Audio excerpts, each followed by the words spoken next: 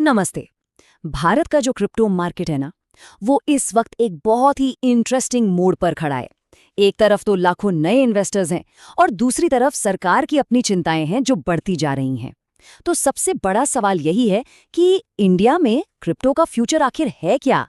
क्या ये और ग्रो करेगा या फिर नियमों के जाल में कहीं उलझ के रह जाएगा? आज के हमारे इस विश्लेषण में हम इसी पहेली को सुलझाने की कोशिश करेंगे।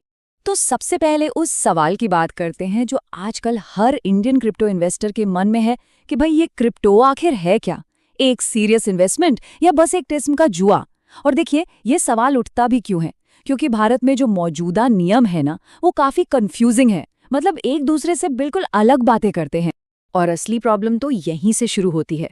आप सोचिए, अगर क्रिप्टो से कोई कमाई हो जाए तो सरकार उस पर सीधा सीधा 30% का भारी भरकम टैक्स ले लेती है। लेकिन दूसरी तरफ इन्वेस्टर्स को कोई लीगल प्रोटेक्शन, कोई कानूनी सुरक्षा नहीं है। तो ये एक ऐसा माहौल बन गया है जहां रिस्क तो बहुत ज्यादा है, पर रूल्स बिल्कुल भी क्लियर नहीं है।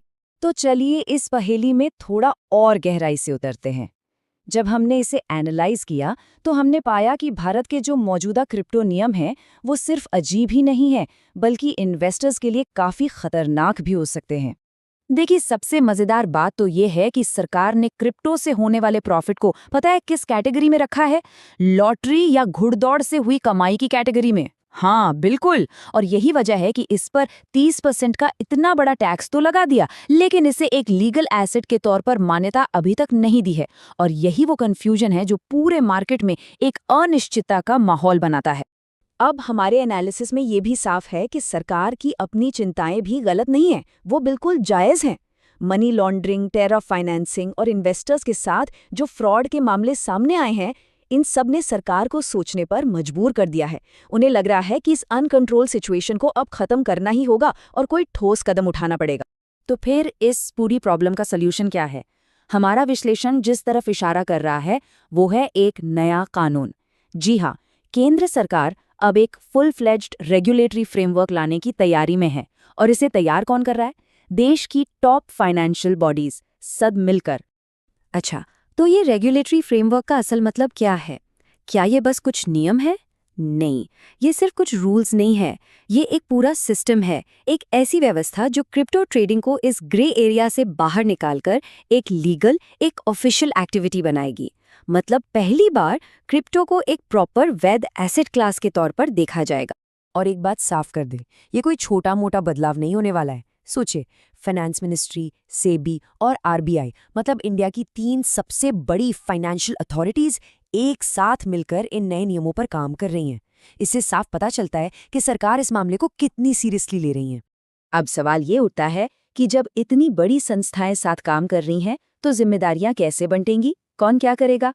हमने जो प्रस्तावित ढांचा एनालाइज किया है, उसमें काम का बंटवारा एकदम क्रिस्टल क्लियर नजर आता है। तो ये पूरा सिस्टम काम कैसे करेगा? देखिए, प्लान काफी सीधा है। सेबी को जिम्मेदारी दी जाएगी क्रिप्टो एक्सचेंजों को रजिस्टर करने की और सबसे जरूरी, इन्वेस्टर्स के हितों की रक्षा करने की, ठीक वैसे ही जैसे वो स्टॉक मार्केट को संभालता है। और दूसरी तरफ होगा आरबीआई, जिसकी नजर रहेगी क्रॉस बॉर्डर ट्रांजैक्शंस पर, मनी लॉन्ड्रिंग पर, मतलब पैसे के फ्लो और सिक्योरिटी पर। चलिए अब बात करते हैं कि इन सारे बदलावों का एक आम इन्वेस्टर पर क्या असर पड़ेगा। हमारे एनालिसिस के मुताबिक क्रिप्टो प्लेटफॉर्म्स पर अकाउंट खोलना अब पहले से कहीं ज्यादा स्ट्रिक्ट और सिक्योर होने वाला है। सबसे पहले तो केवाईसी यानी नो योर कस्टमर का प्रोसेस बहुत ज्यादा सख्त किया जा रहा है। अब सिर्फ नाम और पता भरने से काम नहीं चलेगा।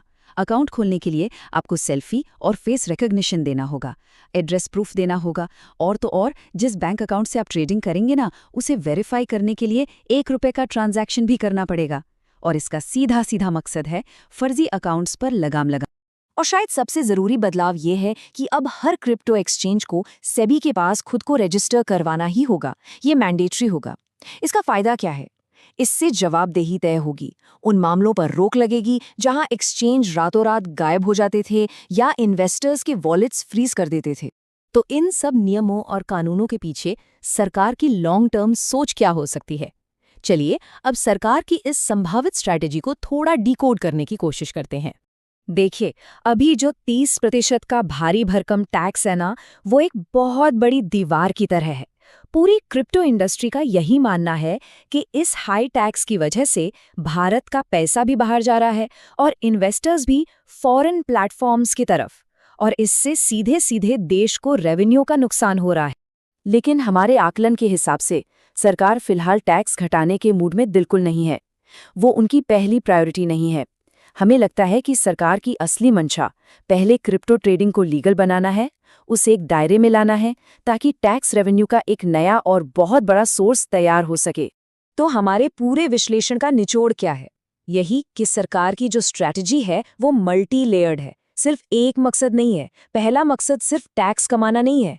सरकार अवैध गतिविधियों पर लगाम कसना चाहती है, इन्वेस्टर्स का भरोसा जीतना चाहती है, और सबसे जरूरी, भारत को उस ग्लोबल ट्रेंड का हिस्सा बनाना चाहती है जहां दुनिया भर के बड़े देश क्रिप्टो को अपना रहे हैं। तो आखिर में हम एक बहुत बड़ा सवाल छोड़ जाते हैं। क्या ये नए नियम, ये जो पूरा नया रेगुलेटरी ढांचा बन रहा है, ये वाकई भारत को आने वाले समय में क्रिप्टो का एक ग्लोबल हब बना पाएगा? इसका जवाब तो खैर वक्त ही देगा, लेकिन ये देखना वाकई बहुत दिलचस्प होगा।